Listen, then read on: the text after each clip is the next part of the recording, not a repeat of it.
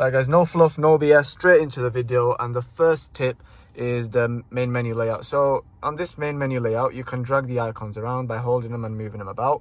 That's the main menu. It has a square here at the bottom, but the ones after this that have the circles, you can customize or delete these. So just keep hold of one panel and you can press this pencil icon here, and what that allows you to do is you can add other icons, and then you can select, you know, layout, not icons, you can add a whole new page. Then you can select your page layout and what apps you want on. You can also delete stuff that you don't want there, so like that's gone. Then you can add what you do want there, just like so. So the second tip is on the dash here. So if you go to the navigation view and you want to see the whole map, so you don't want these two side panels, instead of clicking here and then going all the way up and trying to press the no display option, what you can do instead is just keep hold of view. So this button here, view, press and hold, and there you go, they're both gone. And then press and hold again and it will return the original side panels that you already had on. Very helpful. Tip number 3 is if you pull down this menu here from the top, you have a range of options, and you can change these options by pressing and holding onto it, and then you can select which options you want there. Now I obviously have start and stop on this because that's a necessary one for me, and it will be for many of you, but you can customize this in any shape or form that you wish.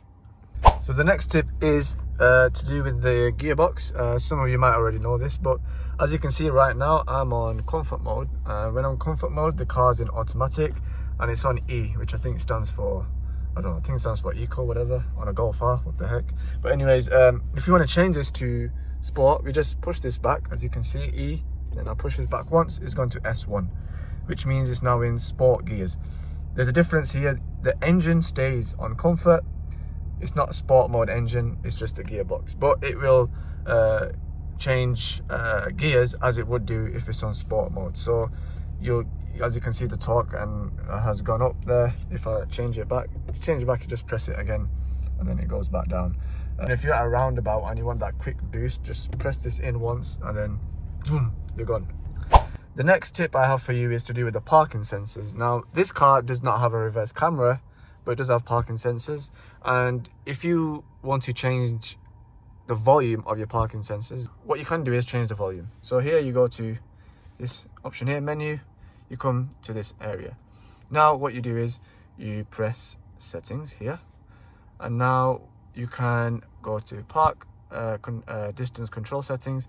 There you have volume options. So front and rear is obviously self-explanatory. Reduce infotainment volume while parking. So what this is when you're parking and you put the car in reverse, if you've got music playing or the radio playing, the car will automatically reduce the volume of whatever you're playing so that you could hear the sensors. So this is to do with that. Again, that's all your own choices. Feel free to change it to your own likings. The next tip is a bit of an advanced one. When I say advanced, I mean it's not hard, but it's something that most people won't use.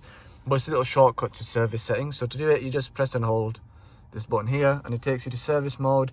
Again, you probably won't be using this, but this is how you do software updates, function enabling codes, ITR, and all that kind of fancy coding stuff. So the next tip I have for you is to do with the dash again. So on the dash, you sometimes get signs and notifications. So if I turn the steering wheel, heated steering wheel on, you'll see a sign comes up there at the top, and it stays there for about 5, maybe more, maybe 6-7 seconds. In the night time, if you're parked up and you turn the lights off, you will get a notification saying please switch the lights on, and that notification specifically does not go away until you switch the lights on.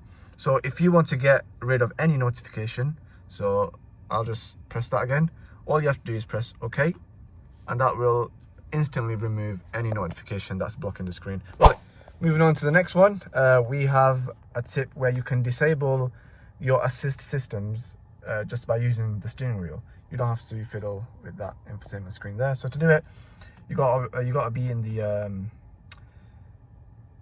the cruise control menu layout, I call it, which is this one, and then all you do is press the down or the up arrow, And now you go, so there's lane assist. You can turn it on and off by pressing OK, like that. And then you go down and then you find side assist, traffic alert assist and front assist, and you can just turn them off just like that. Little shortcut there. If you're lazy and you don't want to scroll all the way to the cruise control menu layout, what you can do is, and I'm not sure if this is an option available in all cars, but in this car there is a little button at the end of the stalk. So push that in and then you have the same menu where you can disable any system that you want.